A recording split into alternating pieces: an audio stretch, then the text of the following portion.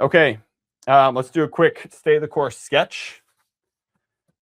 Right, so we're kind of in this weird, as of right now, right? Market was down on Friday and Monday, and then it kind of popped back up yesterday and today, and we don't really know where we're at. And so, right, we know, right, that market's been up and down, up and down, up and down, and we're here, and we know that eventually it's going to go up and down, up and down, up and down, and be higher. It's this weird, like, hey, we don't know what's going to happen in the short term.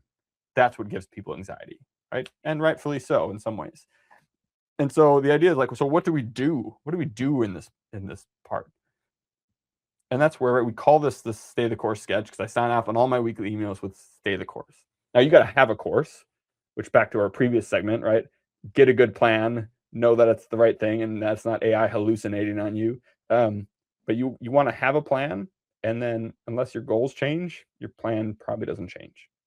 Right now, new tax laws might change some things. There might be some opportunities to take advantage of some things. But for the most part, it's just, hey, whether it does this or this or this, like, it doesn't really matter. So I know it produces anxiety, but probably the best thing to do is what we a lot of times will tell our clients is like, hey, we'll let you know when the market's up. Look at your accounts when they're up. When they're down, when there's weird stuff happening, just don't look at it, because the only people that get hurt on a roller coaster are the ones who jump off. And the more you watch it, the harder it's going to be to stay invested. So have a course, stay the course. The more you look at the news, the more you watch things, the more anxiety you're going to have, right? So if we also looked at a correlation between attention, how much attention you're paying, and anxiety, those are directly correlated, right? So the less attention you pay, the less anxiety that you will have.